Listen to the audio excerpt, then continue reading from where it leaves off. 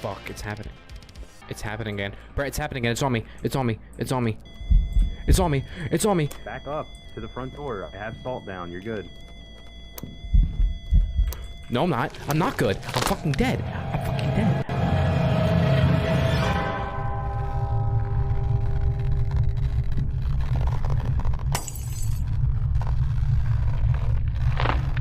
Rick and Morty. Rick and Morty. Rick and Morty. Yeah, dude. The salt really helped me.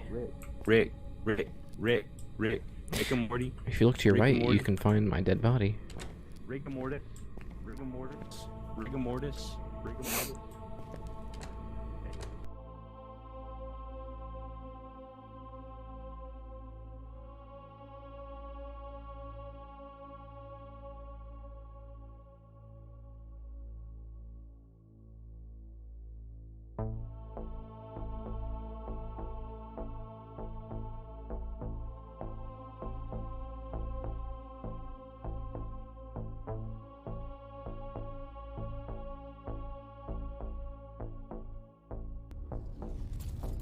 Give me a slick villain played by an actor.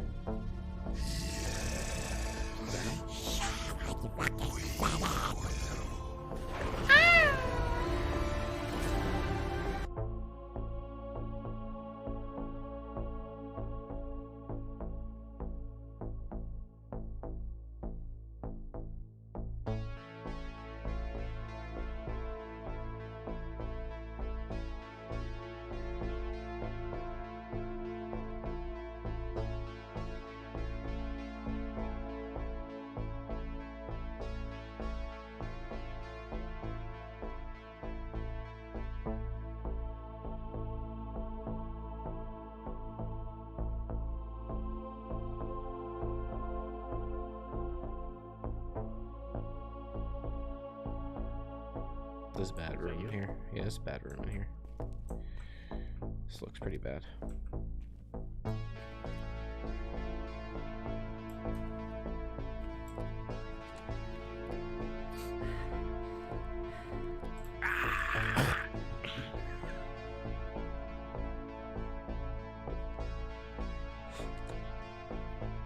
You're fucking abysmal. The phone's ringing again. Oh, shit.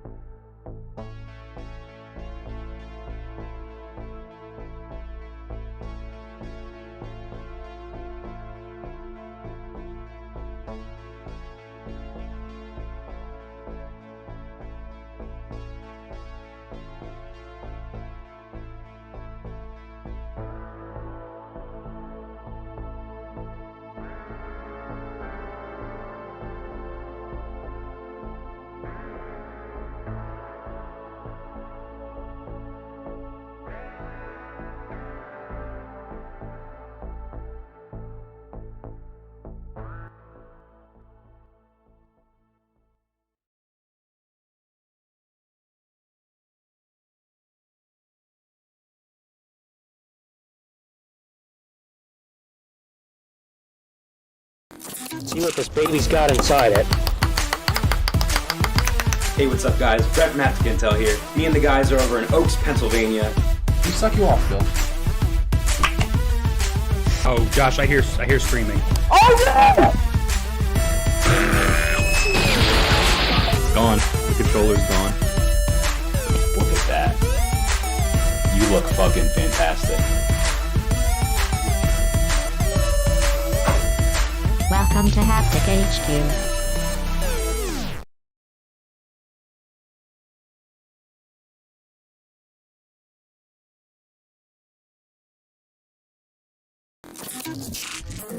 What's up, everybody? Welcome to Hapticast, episode number 48. My name is Josh Toll, and I'm joined by my good friend Brett Roberts and our AI companion HBot. As always, hello Brett, hello HBot, hello everybody. I just feel like I said that like I was on speed. You are on speed. False statement. Secret's out. What's going on, man? How you doing? I'm doing okay. How are you doing? I'm doing quite well. I just had a long day at work, and I got to relax a little bit, and now I'm here with you, and yeah, feels good.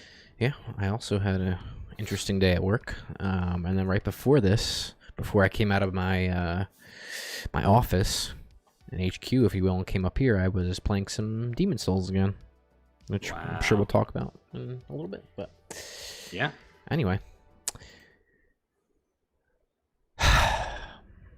We're live.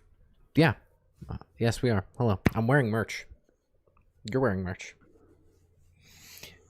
Hat. So this is the hat, and that's the hat. And this might be hard to see. That's a shirt. It's a limited edition shirt, which you can only buy for another 10 days, actually. That's right. That is the limited edition Weeb shirt. Yes. Kawaii. Haptic Weeb. Kawaii, or Haptic Weeb Kawaii edition. That's right. That's right. This is the Haptic Weeb beanie. That's nice. I like it on the beanie a lot. Yeah. I really like it too. I think it came out pretty good. It looks a little like thin when you don't wear it, like when you're like holding it in your hand because it shrinks. But then when you stretch it out on your head, it really looks good. Yeah. So, well, shout out to Streamlabs for making merch for us. Yeah, shit looks really good.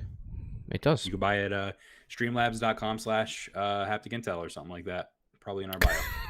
Check it out. I believe it is streamlabs.com/hapticintel/merch. Merch, yeah. But links in the description on YouTube. Brett, today we got a lot to talk about. Oh boy. I know a little bit of an awkward start to a stream here. I know we're both a little bit tired, but I don't think it's going to be that way for long. We have the Abysmal Chronicles, as always. We have some, in my opinion, some very abysmal news in there this week. Not that it's relegated for just abysmal news, which I know we've talked about a lot. It doesn't really make sense, but it doesn't matter. Then we have the main topics for this week. We're going to be talking about Quantic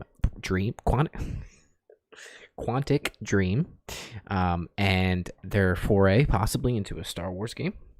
Persona 5's 25th anniversary, which is going to be a year-long event. God of War release date rumors. And then for Indie Intel this week, we have a little game called Industria for you all. But before we hop into any of that, Brett, media consumption update. I'm going to go first this week. Like I said, right before this, I was playing little Demon Souls, which you and I have been. I finally did what I needed to right before this. Dan is in the chat. He says, "Sup, boys?" What's up, Dan? Good to see you. Thanks for joining us. So I've been playing Demon Souls with you, and mainly, we're trying to get through our friend Sean, who just started the game. We're on New Game Plus. Sean is not on New Game Plus. The game is very hard on New Game Plus. It's not easy. The difficulty curve is ridiculous, but I'm enjoying it. And what I did right before we started was I got the other key that I needed to get the other key that I needed to then go free the Uria, the witch that I needed so I could make boss soul spells and miracles. Yeah.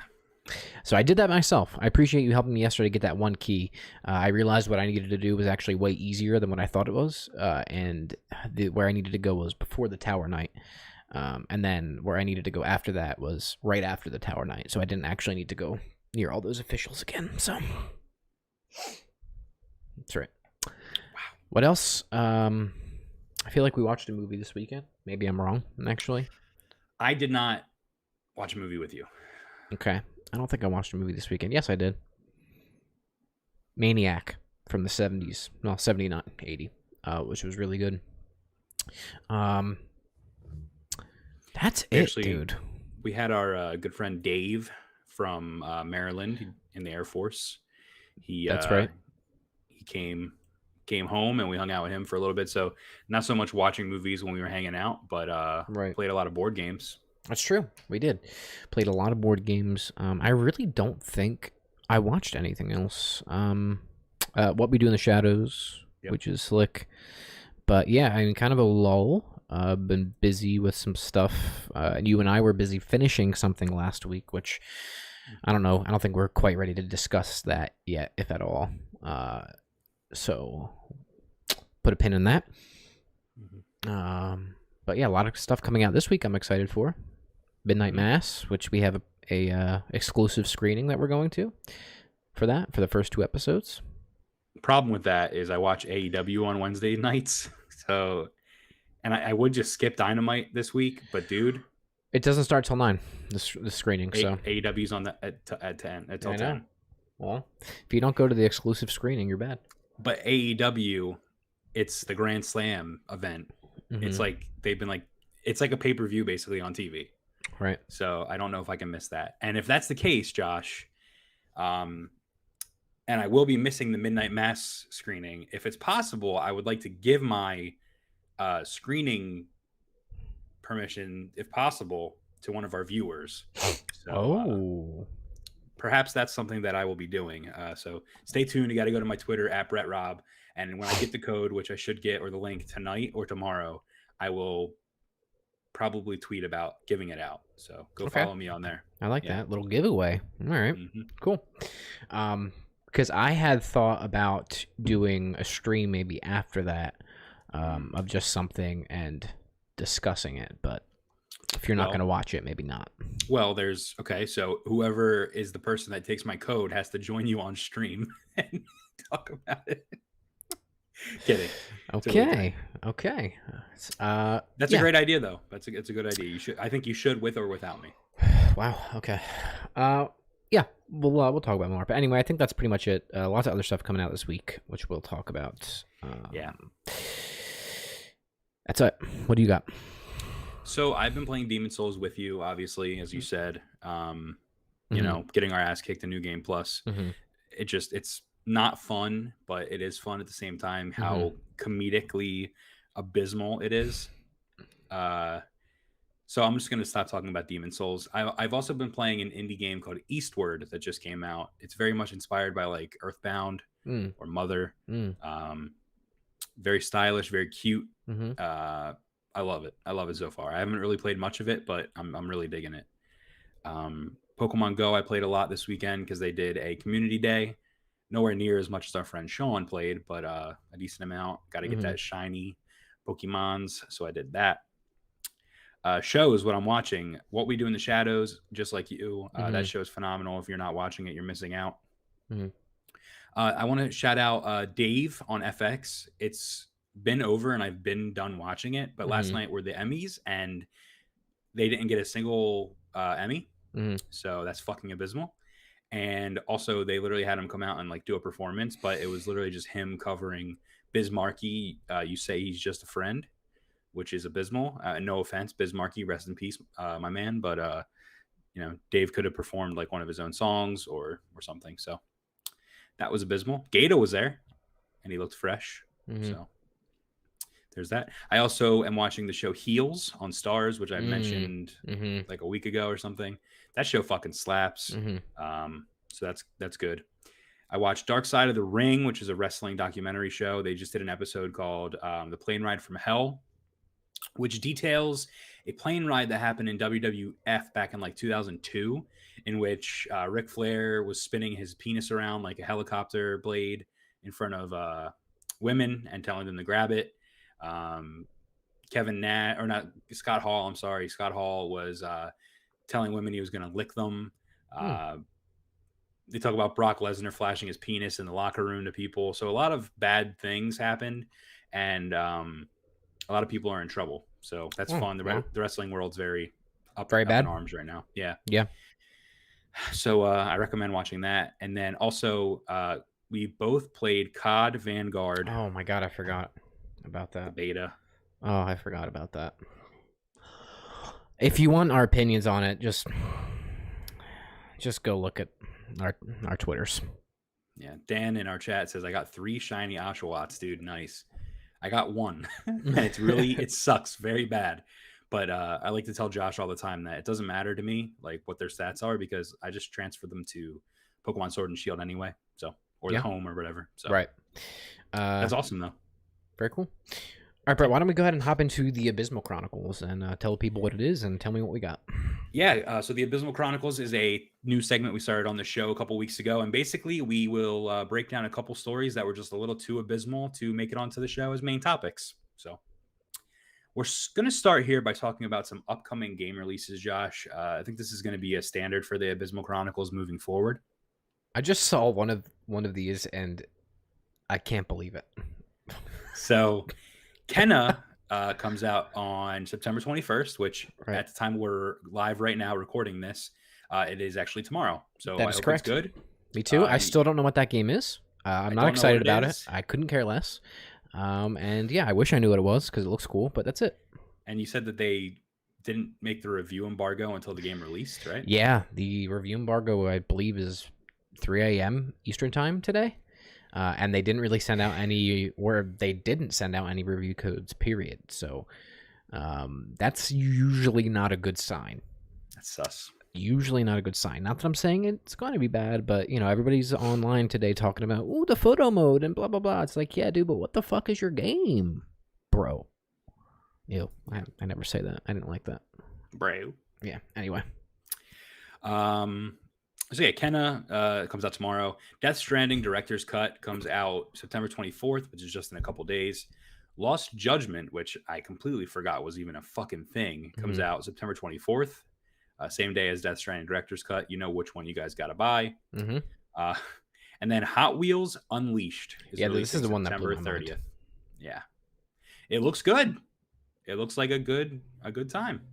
I don't know about any of those other games, but DSDC is what I will be delving into. Well, I think you're wrong. And I think, as Dan says in our chat, diagnosis, chronic abysmality. That's right. That's Josh. All right. So that's all the releases I have for you now. We're going to jump into, actual topics now. So Battlefield 2042 has been delayed by nearly a month, Josh. That's right. Good. Because if it's anything like Call of Duty Vanguard, those games could use years longer. So I'm excited for Battlefield, though. I don't really care about the delay, honestly. I don't really care if that game ever comes out, but I'll play it, and it'll be fun. So it's unfortunate. I was kind of hoping it was sooner, but yeah, it's releasing November 19th. So if you're excited for that, you're going to have to wait just a little bit longer. That's right. The next story, Naughty Dog is back in the mocap studio working on a mystery project. This comes from Games Radar. Senior cinematic animator Marianne Hayden shared a photo from inside the mocap studio. Noting, very important here, she's wearing a The Last of Us 2 shirt, Josh. And also one of the people in the shot, actor and stuntman Mark Musashi, performed stunts in The Last of Us 2. Here's my take on this. This is mocap for the multiplayer game that they're doing, the standalone multiplayer game. Yep. Just using context clues. And my other thought is that multiplayer game that is not out yet, that was supposed to be, it was kind of talked about almost as like a DLC for The Last of Us 2. Like a factions type of thing. I think that game is bigger than we think it is. And I think it's going to be more than just multiplayer, in the sense that I think there might be some co-op horde-like elements in it as well. Yeah, I can see that. So I definitely thought it was the multiplayer as well. So that's all I got for you. Okay. Next up, Call of Duty Vanguard beta players are already reporting cheaters. This one comes from Games Radar. So video evidence has surfaced online of players using wall hacks and other cheat systems in Call of Duty Vanguard's beta. Vanguard's well-publicized all-new anti-cheat system, which is also coming to Battle Royale Warzone, is simply not available yet. Is it going to launch with the game? When is it coming? It's supposed to. The anti-cheat is supposed to go into place, I think, at like right before the next game's launch. I just think it's funny that this game is so bad.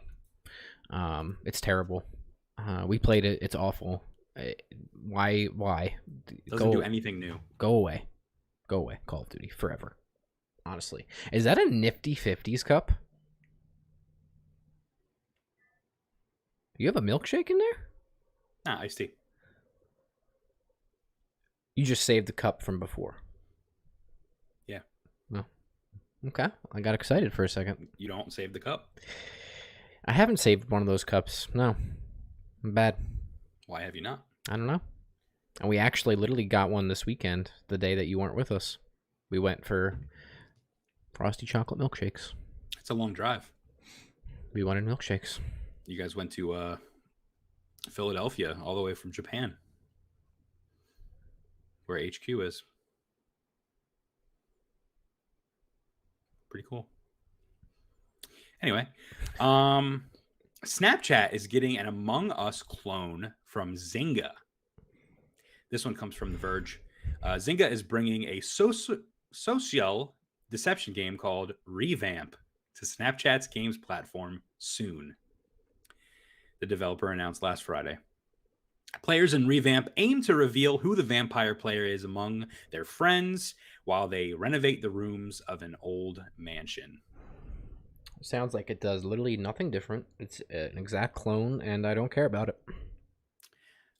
Yeah, I think it's cool that they have games in Snapchat, but I just think that if you're going to do something like this, just get the property. Among Us has said that they're willing to work with developers on crossovers. I mean, they wanted to do it with Fortnite when Fortnite ripped off of them.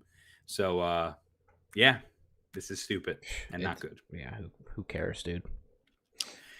And then I think finally, is this the last story in the Abysmal Chronicles? It is.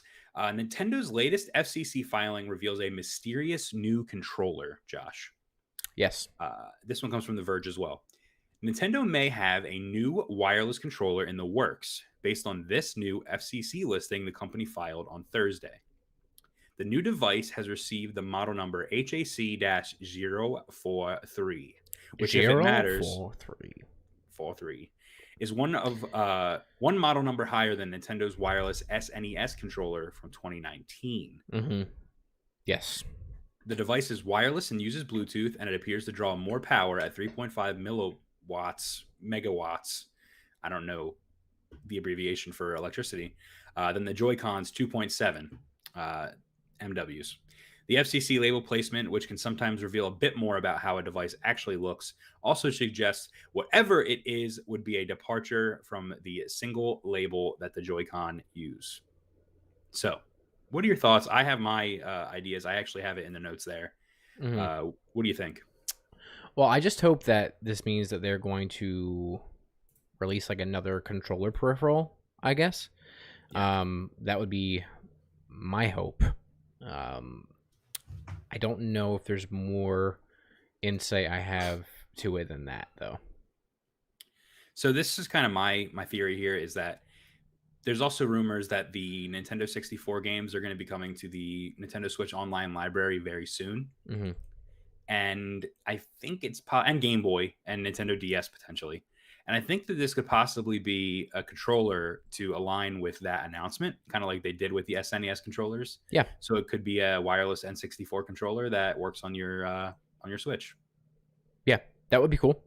Especially, you know, if I don't know, I maybe they are releasing like another slate of games on, you know, for the online, you know, Nintendo Online or whatever it is, those things, and maybe they want to release something in tandem with this like that. But yeah, I agree with you.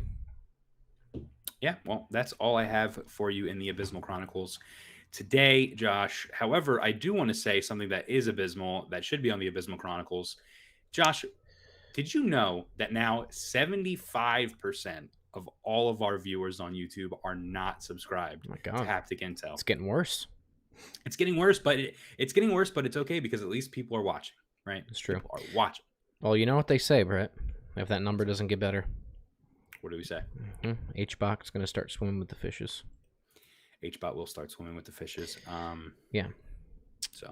So yeah, subscribe if you're not. Subscribe. Make sure you guys subscribe and follow us.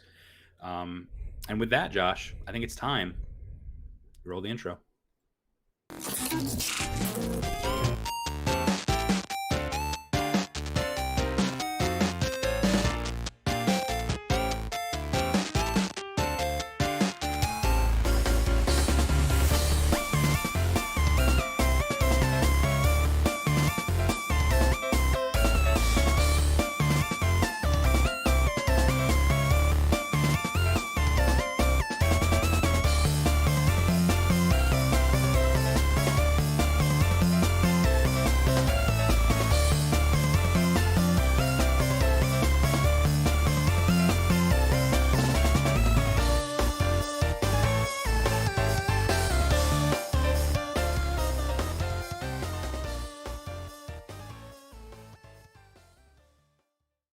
All right, Brett. Down to the theater now. Our first topic for the day. What do you got? Quantic Dream is making the Star Wars, brother. A new Star Wars game from Quantic Dream has been rumored to have been in development for the last 18 months, my friend. 18 months.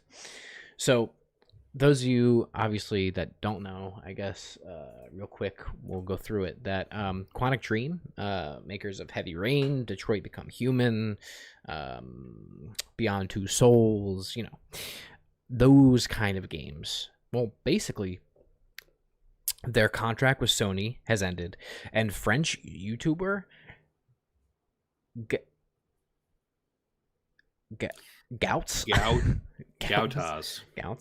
whatever, said that their contract was done with Sony and that they will be signing with Disney. So why is this interesting, Brett? Well, Tom Henderson, who we've talked about before on the channel, a famous leaker, claims in a report on DualShockers that the game, this rumored Quantic Dream Star Wars game, has been in development for 18 months and has now moved into full production. Okay. He also highlights that Quantic Dream's Twitter account had liked a tweet that suggested they were working on a Star Wars game. Okay. So before I move into a little bit more about that, what are your initial thoughts about this? I did not know the bit about them signing a contract with Disney. Yeah. Well, rumored, but yeah. Yeah. That's interesting. Yeah, I don't really know. I mean, that kind of opens up the potential here for not just Star Wars, but quite a few properties that I would like to see them tackle, you know? Yeah. So, but they're a little edgier than Disney, though. Yeah, they typically are. But let me continue here with this. Okay. And this actually now is from Kotaku, this next part, unfortunately. So Kotaku confirmed that they heard now from a third source about this rumor. So besides the other two that we mentioned, so Tom Henderson and the French YouTuber, Gaudi or whatever it was. And according to this individual, Kotaku says Quantic Dream has indeed been working on a Star Wars game for approximately a year and a half, but that it will not be the conventional type of quick-time, event-driven game that we've come to expect from them. Instead, they said, the game will have more traditional action gameplay and possibly even open world and multiplayer elements. What do you think about that? I'm not sure how to feel because I feel like they're known for what they do. It's their bread and butter, you know, their cinematic games, their button presses, you know, multiple timelines or multiple branching paths, right? Right. So I don't know. I mean, listen, all their games are always, you know, top of the line graphically. The technology is always top of the line. They always make their games look good and play good for the most part. So yeah, I don't know. I really don't know. I don't imagine them making a multiplayer or an open world game, but if they're, you know, clipping their wings and spreading their wings and sucking some wings, then sucking some wings. It seems weird to me that they would do that. Not that they can't. I mean, obviously they can do whatever they want. Who the hell am I? But I feel like they perfected their niche of gameplay with Detroit. Yeah. Yeah. How it's presented, how the QTEs work, how their branching narratives work, how playing different characters work, how all the stories intertwine. And that was always really compelling to me. And it was also really a nice break from, you know, open world multiplayer action games. So, I don't know how I feel about this if that is the case, because to me, it'd be way more interesting that they do a Star Wars game that is their style, right? Like, imagine the narratives and the cool crap that you could do and the cinematic storytelling that you could do with a game, you know, in their previous styles. So, yeah. There's just a lot of speculation right now and a lot of things that are hard to imagine. You can't really picture what this is going to look like. They're kind of going more of like a Jedi Fallen Order, but like an open world, or like a cyberpunk type of experience here, rather than what we're akin to. I mean, when I first heard this, I thought it was going to be like Telltale's The Walking Dead, or Telltale in general, I should say, style, Quantic Dream style game. So yeah, the Disney thing is the most interesting part to me, because that just opens the door. If they signed a contract with them, makes me think they're going to be doing multiple properties, and possibly some Marvel stuff or traditional Disney properties. I don't know, but yeah. Well, time will tell. I like, though, that seemingly Lucasfilm Disney is going off with different studios now. Thankfully, since EA botched that license so bad. Yeah. So besides Remedy, or not Remedy, besides Respawn, yeah. Yeah, I don't think they should trust one single publisher with the rights ever again. No, not at all. And why limit yourself? Not EA especially. Yeah, why limit yourself either? When you could have multiple studios do different things with Star Wars. Well, EA is like this massive publisher with massive amounts of money, and they're like, we can make so many different games, different styles of games. So I'm sure it sounded appealing at first to Disney, and Lucasfilm. Unfortunately, EA sucks. EA does suck. Okay, Brett, let's move on to our next topic, shall we? Yes. Atlas, publisher of Persona, opens English Persona 25th anniversary site and promises quote-unquote game information. So this information comes from Push Square, obviously, as you can see behind us, and is now mirroring a Japanese version of the site. And basically, Atlas has opened this website, which let me pull up really quickly. There it is. For Persona's 25th anniversary, and has promised, quote, a year-long campaign from September 2021 to fall 2022. And they said the campaign will feature, quote, exciting announcements, including 25th anniversary merchandise, events, collaborations, and even game information. End quote. It's been, 5 years since Persona 5 first launched? 2015, yeah. So I think it's about time. It is about time. And so they're going to do a bunch of anniversary stuff, right? I think we might get, which it's been a while since we talked about it now, but there was like a rumored mobile game and some other things here and there having to do with Persona. So I think over the next months we will get those officially, announcements, releases, merchandise, all leading up till next year, right towards the end of next year, fall of next year. So around this time next year, the announcement, like some big kind of concert anniversary type thing for Persona 6, and then that game will launch in 2023, early 2023, simultaneously internationally. I like your prediction. So that's what I got for you. I think so. We could speculate on other things that we think we're going to see throughout this year. So I think that one thing I really want, Josh, is I want a Persona collection on PlayStation 5 and Xbox. Well, maybe not Xbox. Well, maybe Xbox. No, PlayStation 5 exclusive.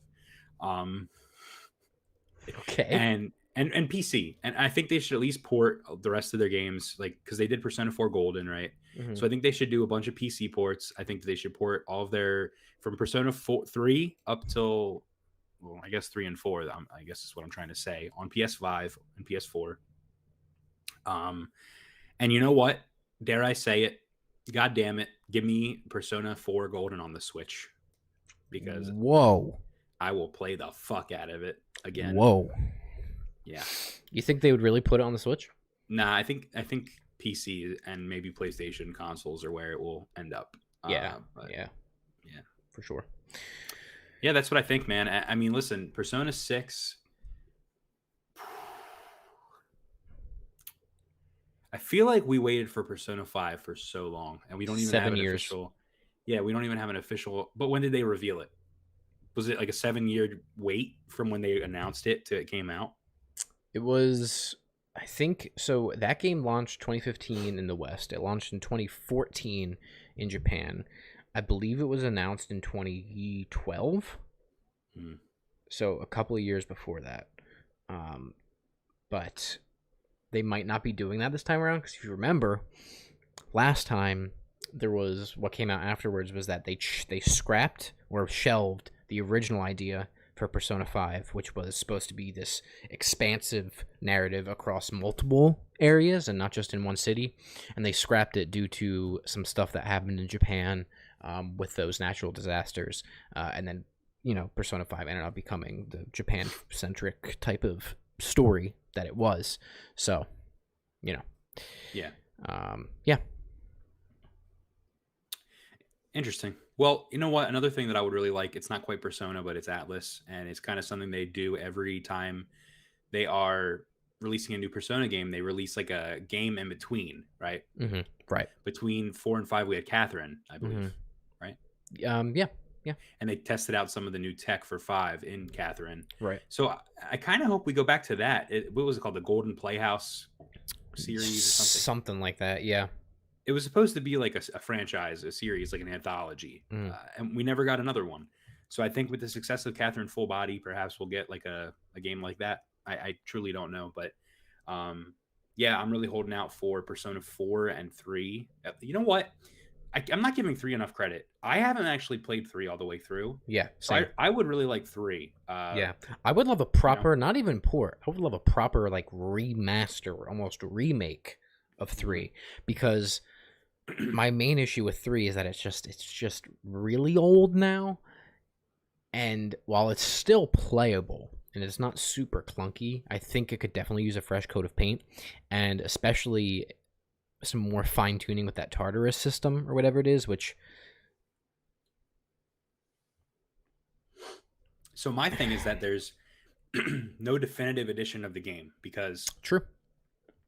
You have FES on the PS3, which has certain features like, cutscenes and whatnot. And then you have Portable, which introduces a female main character. And then you could also choose who you are targeting in battle and play as your companions, whereas like Persona 4 and 5. Whereas I believe FES, you can't control your teammates. They just do fuck whatever they want. So they need to combine both of those games and create like a definitive experience, Yeah, I agree with you. Out of all the other announcements besides Persona 6, I think a Persona 3 definitive whatever thing would be the most interesting to me. So yeah, I'm with you. Yeah, for sure. So all right. Well, let's move on, Josh. I know this is something that you and I talked about last night off camera. So I think you and I both figured it would make for an interesting topic here today. Yes, sir. So God of War has some release date rumors, Josh. The official PlayStation website has now listed God of War Ragnarok under the coming soon section. Which means the game is coming soon. There's still no release date or even a release year for the title as of right now. We did, however, get an action-packed trailer at the last PlayStation showcase, which showed Josh a lot more than I thought we would see. The game, to me, looks like it's done. It's done. The game's done. And at the end of the trailer, one of the new characters, Angerboda, which is Loki's wife, I guess you could call her, companion, she says, "You'll get your answers soon enough." Well, some of them. Is that a tease, Josh, that we're going to get a release date soon? We might see a release date soon. What does that mean? It means, listen, you and I diverge on the status of this game. Here's the thing, and I hope I'm wrong. I really, truly do. There's a couple of reasons why I think this game is further away than we think it is. One, there is no release date shown at the PlayStation event. This is a game that's now been in development almost 5 years, right? We're going on 5 years, 4.5, 5 years. Yeah, 5 years. Yeah. Yeah. To me, I don't know why you wouldn't show a release date for it, right? Now, you could say, well, maybe they just didn't want to shoot themselves in the foot. Maybe they don't really have to because of Horizon. Or maybe it's because they're not confident on when they can release it yet, because there's a lot more that needs to be done, which is fine. I mean, I want them to take their time with it. But B, this coming soon thing is weird for me. Again, a game that's been in development for so long, where's the release date?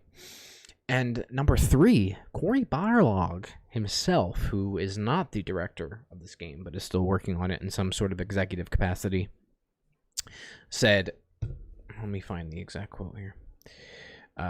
When he talked to somebody called Captain Kuba, an interview with Captain Kuba, who I believe is just a God of War streamer or a content creator. They were talking about spending nearly 4.5, almost 5 years on it, not doing another game after this, like a Norse trilogy, if you will, like that. This will be the last one because it's been 15 years or whatever. But you know what else Cory Barlog did say, Brett? What's that? He skated around the topic of a release date and said, quote unquote, when it is ready.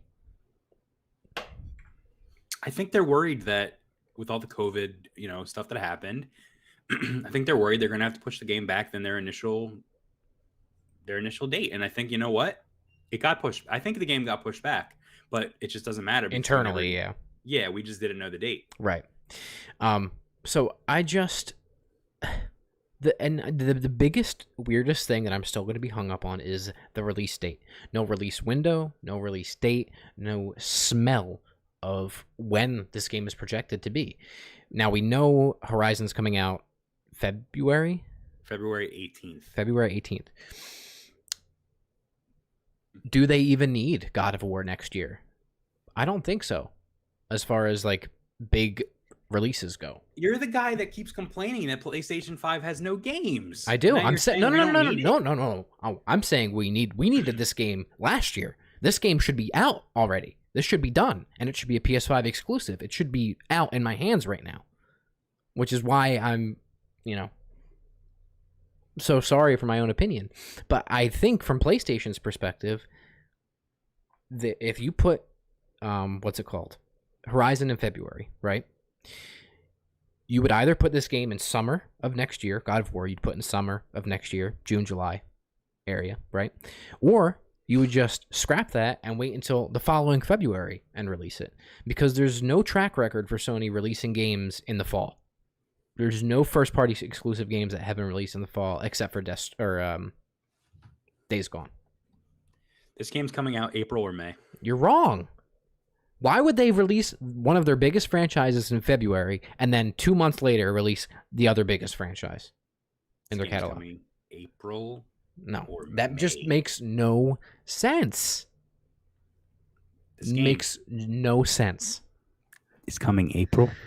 Listen, my friend, I'm going to agree to disagree with you, and I'm telling you this game, if it comes out next year, it will be in the summer. Do you want to know when you're going to get more likely it'll be 2023. Do you want to know when you're going to get this game? I would like to know when it's going to come out, yes. I'll tell you. You're wrong. You'll get your answers soon enough. Well, yeah, and the December PlayStation Experience. Some of them. And the December PlayStation Experience, when they tell us that this game is either June or July of next year or February of 2023. This game's coming May or... It's not. April. It's not. It's just not. Listen, and you know what? If it does, then you know what? If I'm sure we'll be streaming whatever event at this point that it's going to be announced at, right? Either the PlayStation Experience or the Game Awards, right? And if we are, and if, they're like, hey, this game's coming out in April or May or whatever of 2022, I don't know. I don't think you're wrong with the summer assessment. I think that's fair. No, but that's not what you said. You said April or May. So I'm telling you right now, if that's the case, then Spring. I'll do something. And if not, then you're going to do something. So that's it. I'm not doing anything. Oh, yeah, you are. I'm agreeing with you that summer is fair. Summer is fair, but more likely 2023. No, summer is fair, but more likely April, May.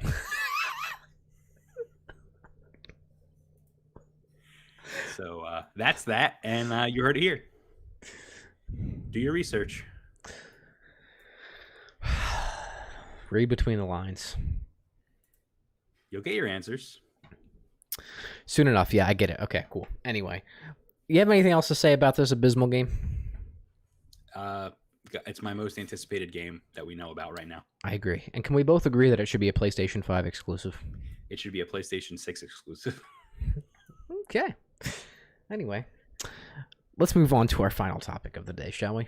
Yes. A segment we always do to round out the show called Indie Intel. Today, Brett, we're talking about a little game called Industria. Industria. I like it. And I'm going to cue up a video behind me here while I read some flavor text to you.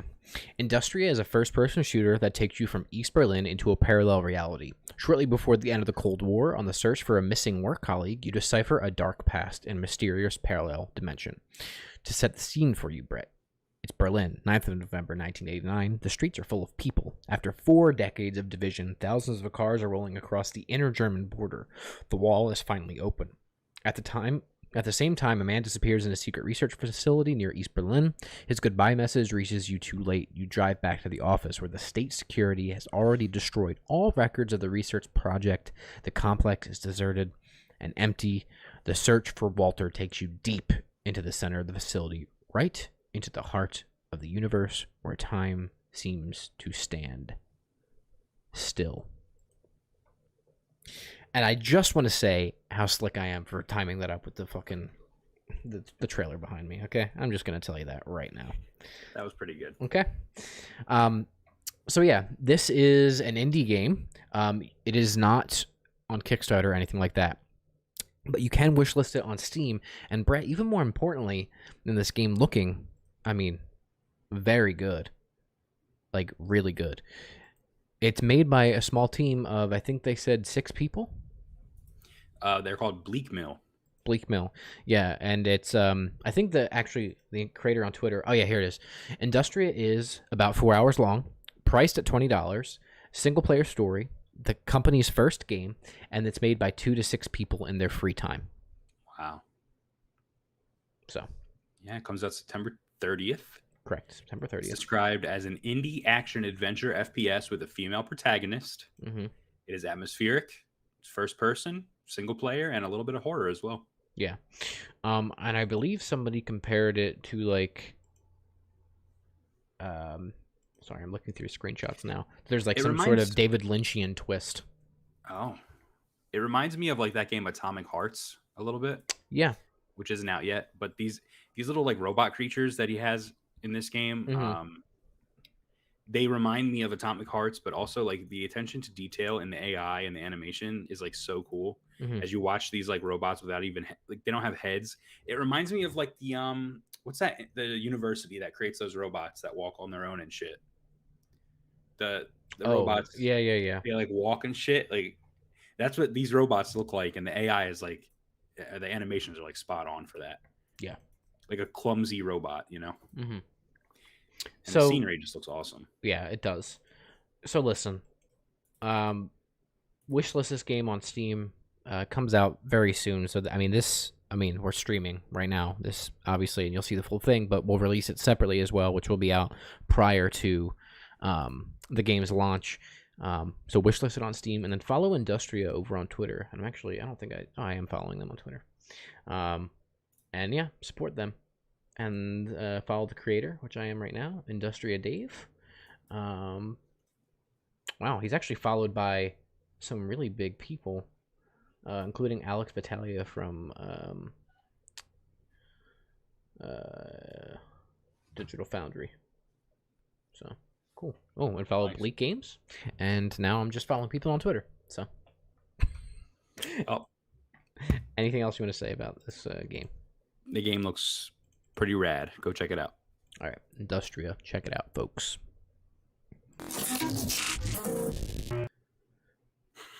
Do you remember Kazoozles?